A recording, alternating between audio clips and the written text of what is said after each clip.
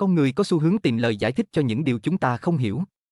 Xu hướng này là nơi sản sinh ra những câu chuyện dân gian và sáng tạo vốn là nền tảng của nhiều tôn giáo. Hãy tưởng tượng bạn đang sống trong thời đại bộ lạc, ngắm nhìn những vì sao vào một đêm quang đãng, được chiếu sáng bởi ánh trăng tròn. Thế giới chắc hẳn sẽ bí ẩn biết bao nếu không có kiến thức về các thiên thể mà chúng ta có hiện nay. Sự sống hẳn là không thể giải thích được nếu không có sự hiểu biết nào về sự tiến hóa. Việc tìm kiếm câu trả lời đã thúc đẩy chúng ta vào những tiến bộ khám phá. Khoa học và công nghệ đã kéo con người thời tiền sử từ hang động đến văn phòng. Chúng ta biết nhiều hơn về môi trường và lịch sử sự sống trên cạn hơn bao giờ hết. Và với sứ mệnh có người lái tới một hành tinh lân cận trong tương lai gần, chúng ta đã sẵn sàng bước vào lãnh thổ mới. Nhưng bất chấp sự hiểu biết sâu rộng và ngày càng tăng về vũ trụ, vẫn còn rất nhiều điều mà chúng ta chưa biết. Những thứ như sự tồn tại của Chúa và những bí mật ẩn giấu trong bóng tối vô tận bao quanh chúng ta. Chúng ta là ai? Ai đã bắt đầu việc này? Tại sao chúng ta ở đây? Có lẽ chúng ta đang sống trong một mô phỏng, giống như nhiều điều mà chúng ta đơn giản là không biết. Những câu hỏi như thế này khiến mọi người khó chịu vì con người có xu hướng bồn chồn khi đối mặt với sự hỗn loạn. Vì một lý do nào đó, chúng ta phải có câu trả lời, và nếu không có, chúng ta sẵn sàng tự mình xây dựng chúng, thường dựa trên những ý tưởng rất đơn giản, không đầy đủ hoặc thậm chí hết sức vô nghĩa. Vì vậy, chúng ta sẵn sàng tự sát về mặt triết học, chỉ để giải đáp thêm một câu đố nữa. Thậm chí còn có những cuộc chiến tranh, trong đó mọi người chết để bảo vệ ý tưởng của mình, điều này khiến cho đối với con người, ánh sáng trong bóng tối bí ẩn là đáng chết. Con người đang trong một cuộc thập tự chinh vì sự thật, một cuộc thánh chiến chống lại những điều chưa biết, nhằm tìm cách làm sáng tỏ những bí ẩn của cuộc sống. Thật không may cho chúng ta, sự bí ẩn luôn chiếm ưu thế và mọi nỗ lực tìm hiểu mọi thứ sẽ khiến chúng ta bối rối. Nhưng nếu chúng ta đồng ý với sự bí ẩn thì sao? Điều gì sẽ xảy ra nếu chúng ta chấp nhận và thậm chí đánh giá cao rằng phần lớn sự tồn tại vẫn là một bí ẩn đối với chúng ta? Điều gì sẽ xảy ra nếu chúng ta tin vào những điều chưa biết thay vì sợ hãi nó? Video này khám phá vẻ đẹp của những gì chúng ta chưa biết.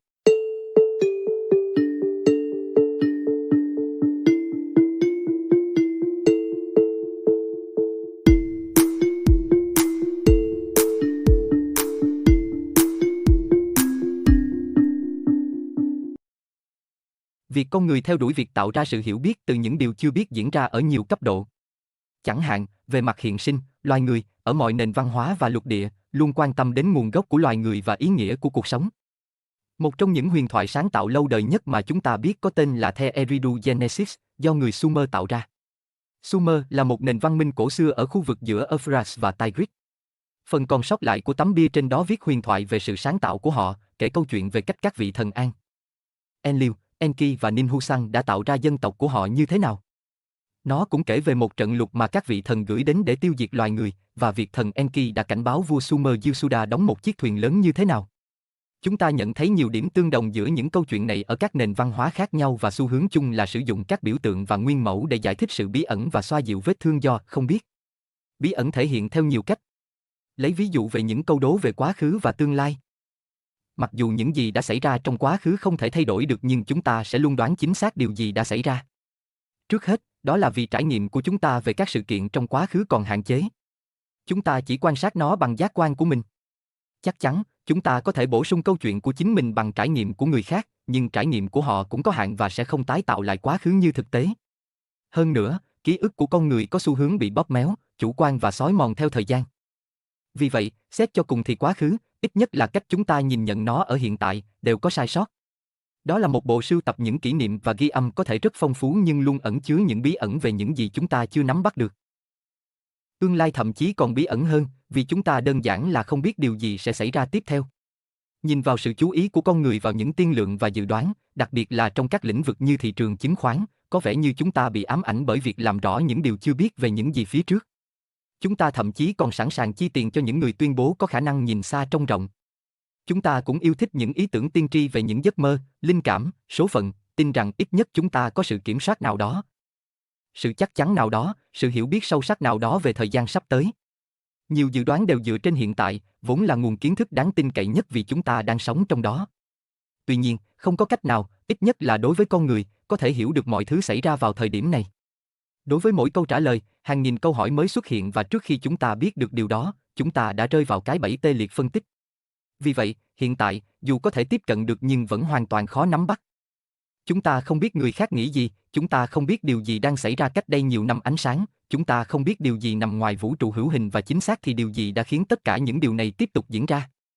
Vì vậy, có thể hiểu rằng nếu không có kiến thức tối thượng, con người rất cần cù làm cho cuộc sống, cũng như cái chết, trở nên chắc chắn nhất có thể, để nó trở nên dễ chịu đựng hơn.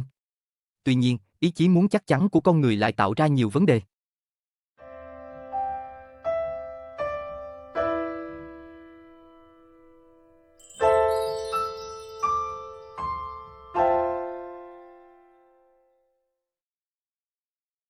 Giống như cách mọi người đấu tranh vì đất đai và tài nguyên, họ đấu tranh vì sự thật. Điều này không có gì lạ, bởi vì với sự hỗn loạn xung quanh chúng ta, nhu cầu về sự rõ ràng là rất lớn. Những người có sự thật sẽ có quyền lực khi mọi người đi theo những người có thể giúp họ thoát khỏi sự không chắc chắn. Nhiều ý tưởng được cho là giải thích những điều chưa biết nay đã trở nên thiêng liêng, chúng trở nên không thể nghi ngờ. Đây là định nghĩa của giáo điều. Hiện tượng giáo điều không chỉ giới hạn ở tôn giáo. Chúng ta cũng có thể thấy điều này ở những người theo chủ nghĩa vô thần cực đoan hoặc những người tin tưởng mạnh mẽ vào các thuyết âm mưu. Và nó cũng được tìm thấy trong khoa học. Cách tiếp cận thực tế này có thể dẫn đến xung đột. Đó là sự thật của chúng ta so với sự thật của họ, giống như những con chó tranh nhau một khúc xương vô hình. Đối với chúng ta, sự gắn bó với một số niềm tin nhất định có thể rất hạn chế. Vì vậy, chỉ để xoa dịu nỗi đau đến từ việc không thể giải quyết được sự vô nghĩa và mơ hồ. Con người áp dụng những cách giải thích, từ những lý thuyết đơn giản đến những hệ thống niềm tin hoàn chỉnh. Bị thuyết phục bởi hệ tư tưởng của mình, họ bước đi trên trái đất một cách chắc chắn vì họ biết sự thật. Nhưng bất kể chúng ta chấp nhận sự thật nào, dường như luôn có bằng chứng cho thấy những ý tưởng mà chúng ta theo đuổi không phải là điều dễ hiểu. Điều này có nghĩa là chúng ta phải kiên định với niềm tin của mình ngay cả khi thế giới xung quanh chứng minh chúng ta sai. Thái độ như vậy khiến chúng ta trở nên cứng nhắc, khép kín khỏi những gì đang thực sự diễn ra cũng như những trải nghiệm mới. Mặt khác, nếu cố gắng hiểu quá nhiều, chúng ta có thể bị mắc kẹt trong quá trình tích lũy kiến thức. Ngược lại với cá nhân giáo điều, sự không chắc chắn kết hợp với sự không hài lòng dai dẳng trước những câu trả lời có thể khiến chúng ta không thể hành động. Chúng ta trở nên không muốn đối mặt với sự hỗn loạn nếu không có kiến thức đầy đủ về nó, thứ gì đó không thể đạt được nhưng lại cần thiết nếu chúng ta mong muốn sự chắc chắn.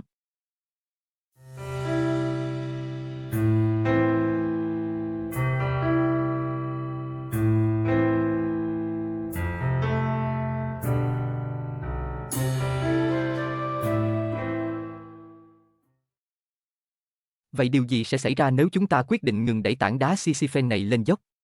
Điều gì sẽ xảy ra nếu chúng ta ngừng cố gắng hiểu tất cả, dự đoán điều gì sẽ xảy ra, trả lời mọi câu hỏi chỉ để bảo vệ bản thân khỏi vực thẳm đáng sợ của những điều chưa biết này? Làm thế nào chúng ta có thể ổn với việc không biết, và do đó, tự tin điều hướng cuộc sống mà không cần mạng lưới an toàn trí tuệ? Chà, có điều gì đó cần nói về cách những người theo đạo tiếp cận sự không chắc chắn. Mặc dù nhiều người giải quyết các vấn đề triết học bằng hệ thống niềm tin, nhưng ít nhất họ cũng đã phát triển được khả năng gọi là đức tin. Vẻ đẹp của đức tin là sự thừa nhận rằng lý trí và logic chỉ có thể đưa chúng ta đi xa. Khi có niềm tin, chúng ta chấp nhận rằng vượt quá giới hạn hiểu biết của mình, chúng ta đơn giản là không biết. Và bất chấp sự bí ẩn của tất cả, chúng ta bắt đầu bước đi một cách mạnh dạn, biết rằng mọi thứ đều có thể xảy ra. Theo tôi, đức tin thực sự có nghĩa là chúng ta ngừng đặt câu hỏi và chỉ tiến về phía bóng tối, nắm giữ ngọn đuốc của niềm tin hoàn toàn. Thay vì lo lắng nhìn chằm chằm vào vực thẳm, chúng ta chuyển hướng nhận thức và nhảy thẳng vào đó. Chúng ta quyết định chấp nhận sự bí ẩn, và do đó, chúng ta thỏa thuận với những điều chưa biết, đó chính là niềm tin cơ bản. Chúng ta ngừng trốn tránh nó, chúng ta ngừng nghi ngờ. Chúng ta đối đầu với nó với tư thế ngẩng cao đầu, cởi mở với bất cứ điều gì nó tiết lộ cho chúng ta. Bằng cách này, chúng ta giải phóng bản thân khỏi sự theo đuổi vô tận, vô ích, chán nản và tận hưởng vẻ đẹp của những gì chúng ta chưa biết. Cảm ơn các bạn vì đã xem.